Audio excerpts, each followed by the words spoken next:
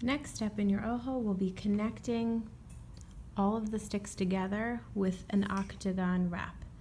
The beginning of this connection will be done by the teachers, and we will help you, and then once we get started wrapping it, you're going to make sure that you get 8 rows on there, wrapping it around each of the arms to create the octagon shape. So let me show you how we do that. Now that you have your 2 diamond shapes ready to go, you need to decide which one will be on the bottom and which one will be on the top.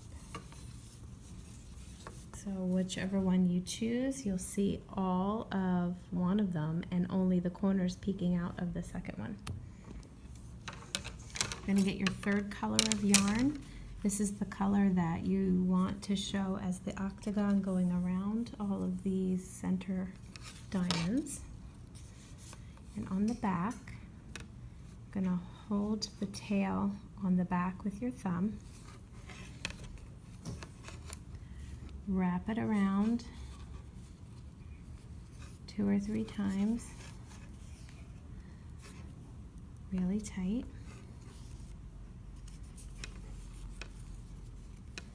And then push that up to the edge of the other yarn. Turn it back over. And now you're going to start doing the same kind of wrapping that you did before, but now you're going around every arm. So this next step is tricky, and that's why some of the teachers will be helping you to do this. You really have to have it centered and offset exactly so that the one in the back is coming through the middle of each of these arms.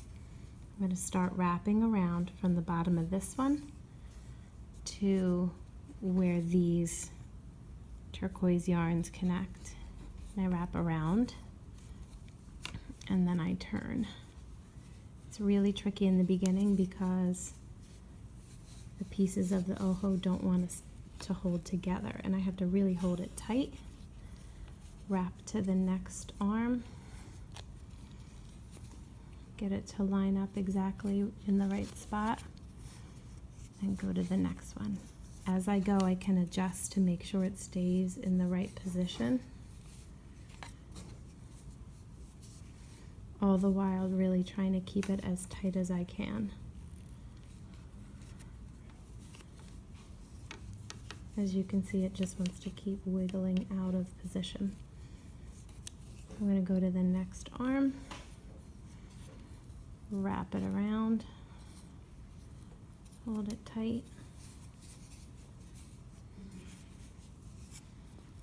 go to the next arm, wrap it around tight,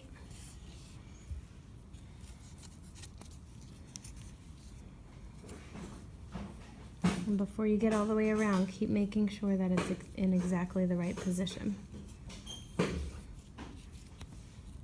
and very tight.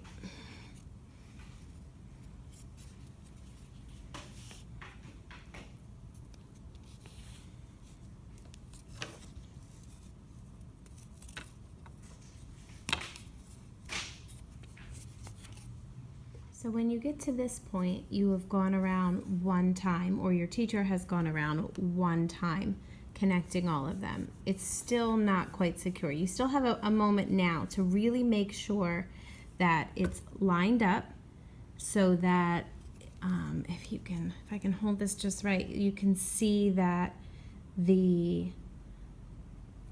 corners of the back square are coming out exactly in between the other one. And you want to make sure that it's really tight, that each of these strings going around the whole octagon are really tight.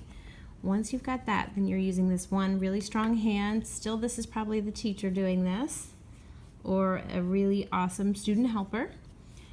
Wrapping it around this arm. And now I'm starting my second row of the octagon.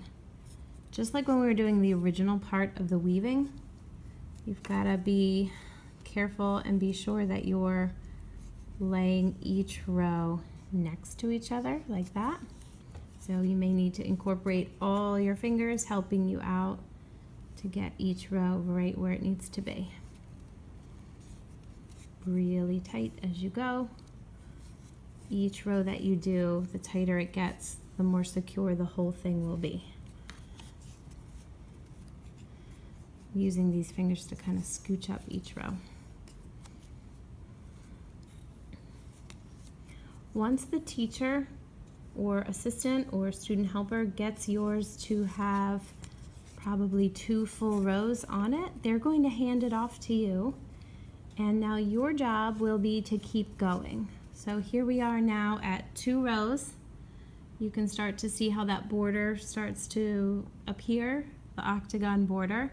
You're going to get 8 rows. Let's look back at our other example. If I take a careful look at these strings, at the yarn, I can see 8 rows in there. And then you're going to finish it off in the back the same way you finished off your other ones. So I'm just going to go ahead and keep working on this until I have 8 rows.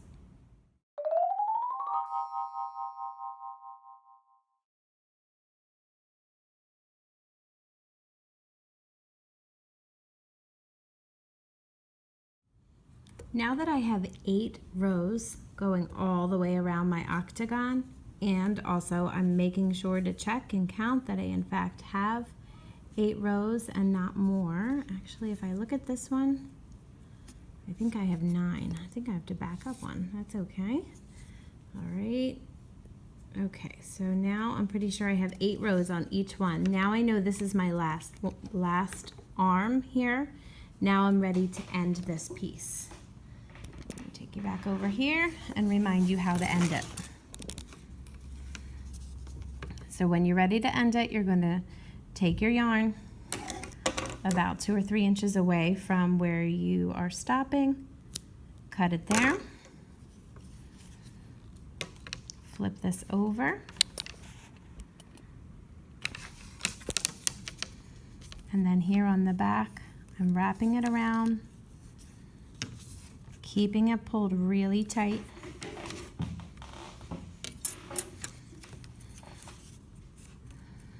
One finger is holding on to the edge here nice and tight so it doesn't become loose. And the other hand is using that skinny plastic knife to poke the yarn underneath.